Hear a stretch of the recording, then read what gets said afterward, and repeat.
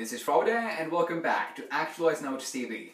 Today we have another great book, Musonius Rufus, by Musonius Rufus. Musonius Rufus, Lectures and Sayings. Musonius Rufus was a Stoic teacher and philosopher who was the teacher of Epictetus, another Stoic teacher whose books we have featured recently, his Enchiridion and Discourses. You can check those out if you like. And he was a really intense teacher, something which shines through in his vivid examples in the book. And the book was really a short one, about 100 pages or so, and packed with the big ideas that we can apply to our own lives. So if we're into ancient wisdom, ancient practical wisdom, I think you'll dig the book. And by the way, Rufus was called by many the Roman Socrates, because he was one of the few philosophers who actually strove to live the stuff he was teaching. So props to him for that. For now, we shall check out five of my favorite big ideas. And the first one is practice. One time, a student of Rufus asked him in his lectures whether theory or practice was more effective for attaining virtue, in other words, becoming a good person. And Rufus answered with a few examples. Would you rather be operated on by a doctor who can talk really fluently about the theory of how you should be a doctor, how you should operate people and operate their limbs, their brains, their hearts, but has really had a lot of experience in actually operating on people? Or would you have a doctor who can't talk very fluently about the theory which he is practicing, but he has operated hundreds and hundreds of people, their brains, their hearts, their limbs? Which of these doctors would you choose? I know I would choose the last one.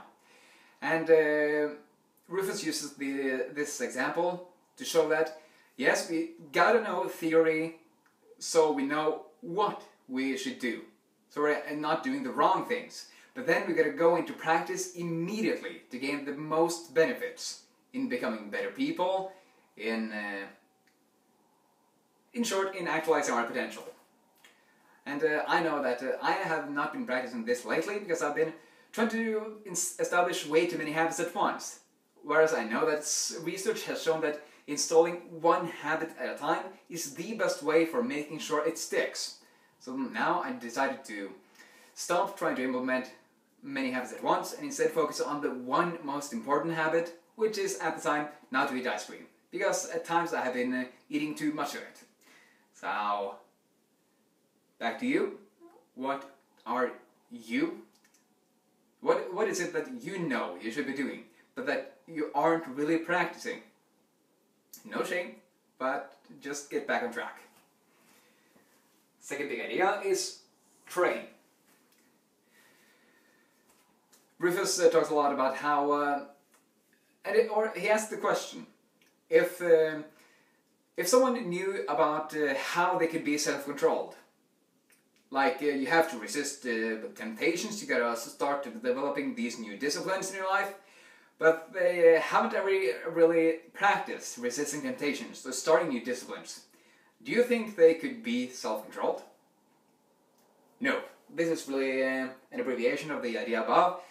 If you want to become stronger in anything, you have to train. And he says that we have to train our soul, or our mind, or our selves, and our body.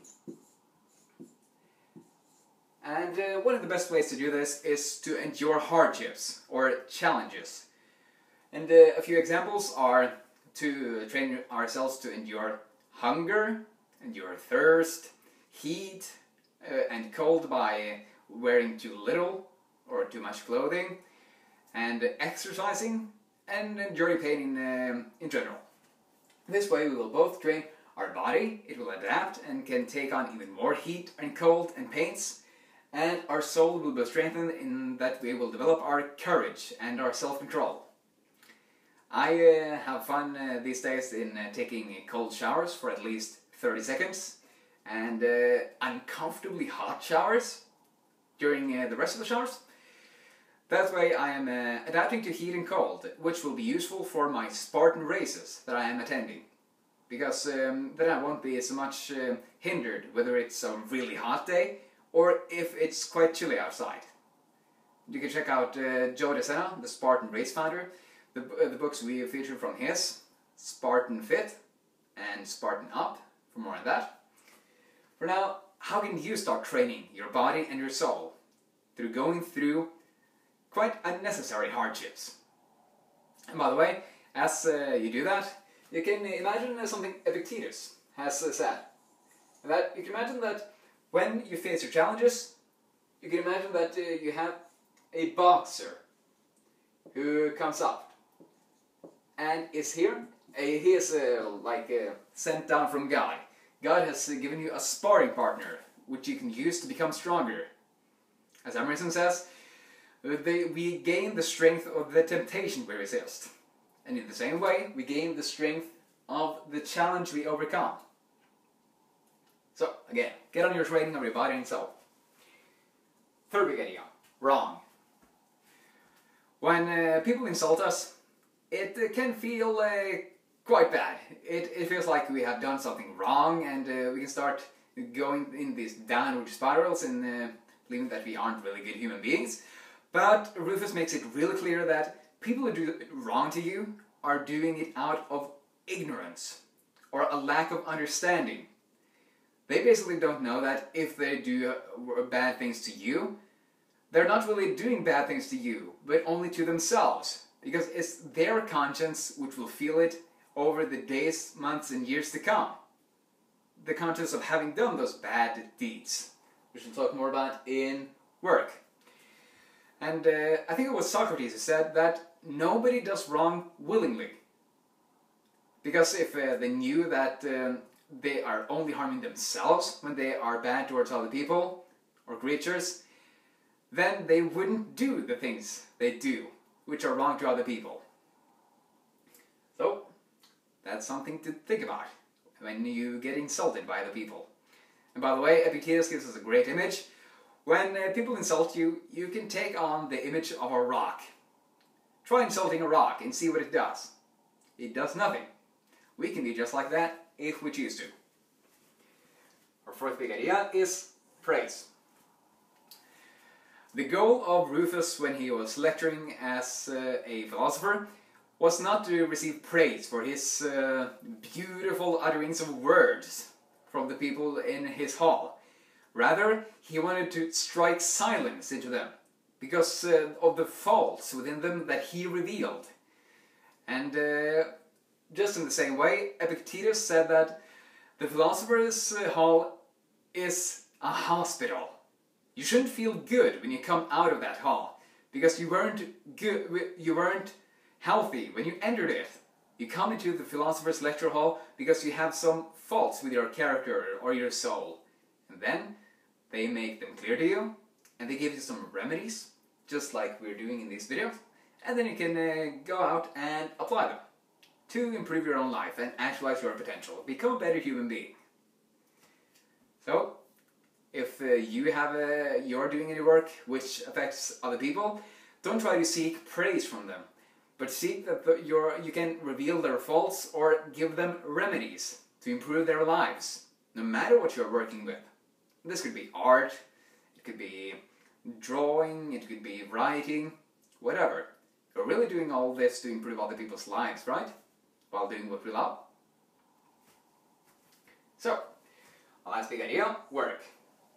Rufus says that the exhaustion we receive from good, hard work lasts very short. But the value we receive from it, from pride and all the help we give to other people, that lasts forever. Whereas the short-term pleasures we experience, those last for a really short time, but the shame of them lasts forever. And I think it was the ancient tragedian Euripides who said that the regret of having done bad deeds is just like an open wound for the soul, and it is always pricking on it and giving us pain. In the same way, Jim Rohn says that we must all suffer from one of two pains: the pain of discipline or the pain of regret. The difference is discipline weighs ounces, while the regret weighs tons. So, we'll choose the disciplines, the daily disciplines of today, or the regret in 1, 5, 10 years later of not having done everything you possibly could. Get clear on that. And remember, don't seek praise, seek to change people's lives. People who do wrong are only doing wrong to themselves. And you can take on the form of a rock if they are insulting you. Train your soul and body through voluntary hardships and sufferings. And practice. Yes, theory is important because we got to know that we're doing the right thing, but then we got to get into practice as quickly as possible. That will give us the most returns. So, that was a quick look at Musonius Rufus's lectures and sayings. I highly enjoyed it and I recommend it to you. Now, what is the one idea that you found most inspiring, that really resonated with you?